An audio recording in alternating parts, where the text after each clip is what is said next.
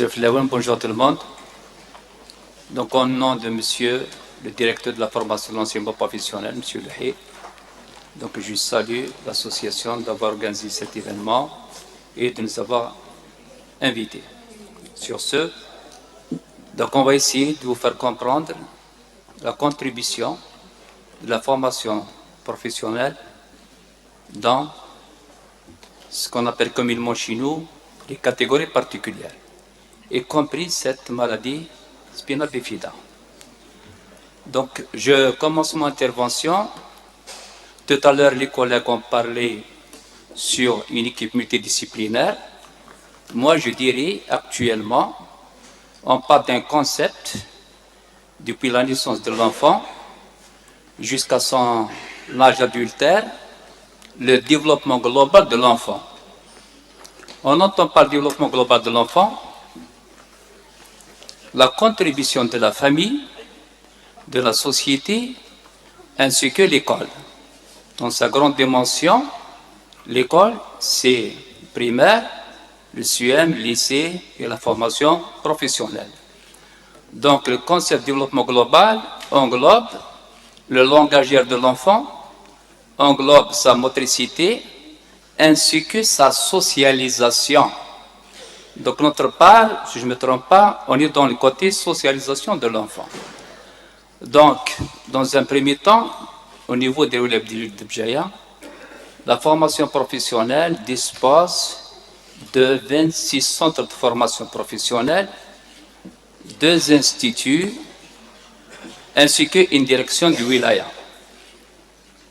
De plus, nous formons dans 2 types de formations.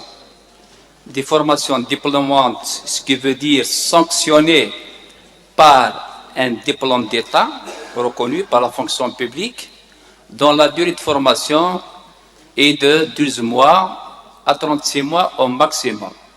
Dans ce type de formation, nous disposons de 2 modes. On parle de formation résidentielle, ce qui veut dire l'apprenant ou le stagiaire est censé faire psycho régulièrement comme le lycée chaque jour.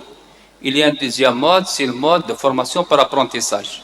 Et c'est le mode le moins coûteux, soit pour l'État, soit pour l'établissement. Donc, dans cette tendance, la vision de la tutelle, donc il y a des objectifs à atteindre d'ici 2019. On aurait aimé atteindre 70% des stagiaires dans le secteur formation par apprentissage. D'autre part, je vais essayer de vous donner la contribution de notre secteur dans ce qu'on appelle la formation, dans la formation de cette catégorie de type d'handicapés, y compris les autres. Je parle handicapés moteurs, physiques, etc. Donc, en dehors des formations diplômantes, nous assurons aussi d'autres formations appelées des formations qualifiantes. La personne est sanctionnée d'avoir une qualification.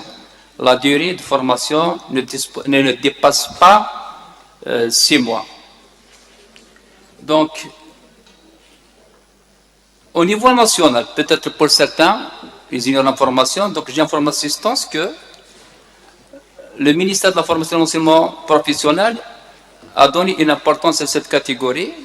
Je parle au niveau national, nous disposons de 5 centres de formation spécialisés pour handicapés.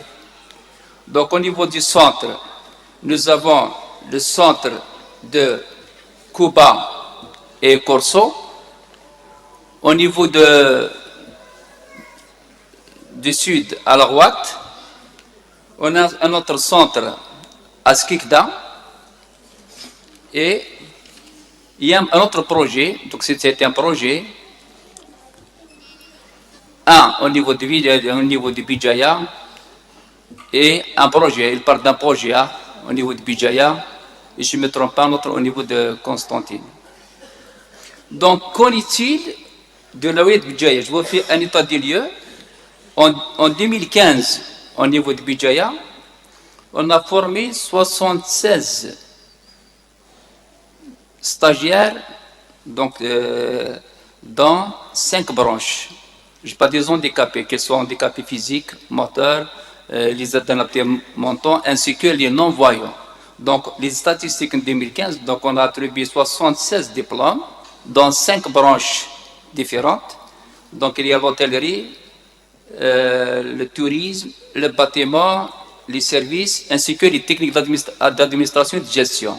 Donc, j'informe l'assistance qu'au niveau de la formation professionnelle, nous travaillons avec une nomenclature qui dispose de 22 branches réparties en 422 métiers.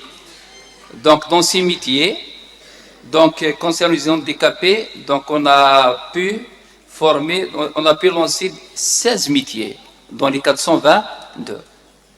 Donc, concernant l'exercice 2015, je résume, donc on a formé 76 dans 38 filles, dans 5 branches différentes et 16 métiers.